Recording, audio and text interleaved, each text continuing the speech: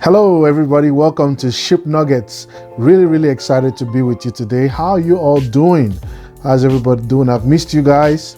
I hope you guys are keeping safe with your families and, taking every day as it comes in victory. Again, really excited to be with you today. Before I go into what I want to talk about for today, I just want to ask, humbly for you to, like, comment, and subscribe to this channel. The Ship Nuggets channel is a channel that focuses on what I call 7 ships. Yes, 7 ships for success. These are ships that you're getting to take you on your journey of success in life, and they are leadership, followership, relationships, mentorship, stewardship, entrepreneurship, and worship. So I talk about these 7 what I call 7 ships, and I've been I think the last video that I did, I talked about leadership and like leading in crisis, and also I think I'll be also doing a video on following in crisis.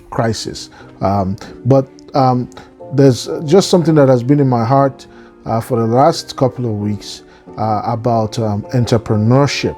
And in the last 2 videos that I did, I talked about the fact that entrepreneurship is really a function of an entrepreneur.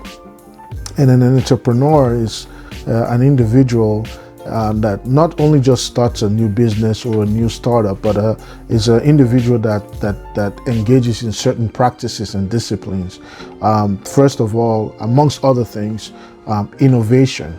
And I'm going to be doing a video about innovation. I mean, there's a lot of examples out there on innovation. Second thing is proactiveness.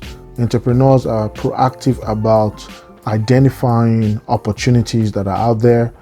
They're identifying about exploring opportunities. I mean, they're proactive about exploring opportunities. They're proactive about, I don't want to use the exploiting, but they're proactive about using the opportunities that they have to solve problems.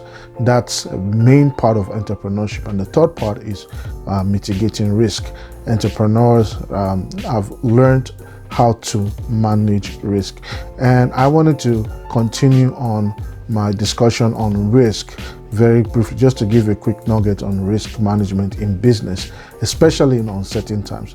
As you all know, we're in uncertain times, what so many people consider as uncertain times as a result of the coronavirus. There's a lot of stuff going on. The stock markets are going up and down. Crude oil prices are going up and down. Several things are happening on a macro level that creates uncertainty, especially within the business world. And for many of you, you have businesses. Some of you are already, feeling the pinch of it. Some are not. Some are right now, maybe you're stuck, on a job and you're considering starting some business, or you consider starting a business and then Corona hit, and now you're like, is it even worth continuing this dream? What am I to do? There's so much risk involved right now, especially with this virus. And I just want to encourage you today that there's a way out for you. There's a way out for you. First of all, in environments of uncertainty, you always have environments of opportunity. I'll repeat that. In environments of uncertainty, there are environments of opportunities. But at the same time, in environments of uncertainty, there's usually a lot of risk involved. In environment of uncertainty, there's usually risk. That's the balance to it. So there's opportunity, but there's also risk. Now, there's something called the portfolio theory. I'm not a financial advisor or anything, but there's a portfolio theory that talks about the fact that high risk, high reward, or high return. Low risk, low return. In other words, as the scripture says, he who observes the cloud will not sow. Right? So if you really want to take that step and make an impact, you have to deal with this thing called risk. So how do we go about this whole thing with risk? So the first thing is we need to know what kind of risks are out there.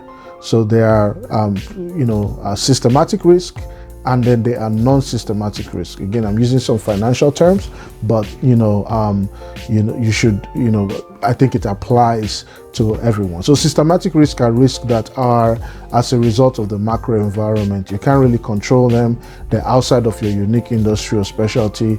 For example, a recession could be a part of a systematic risk. Stock prices going up and down, that's part of a systematic risk. War could be a systematic risk. The coronavirus is presenting a systematic risk right now, okay? So you know that's type of risk. Then there's non-systematic risk. Now, these are risks that have to do with the particular industry or particular area or field that you are doing your business in. So what do? You first of all determine what type of risk this is. Now, any kind of risk, no matter what, can be mitigated. You can deal with it to an extent.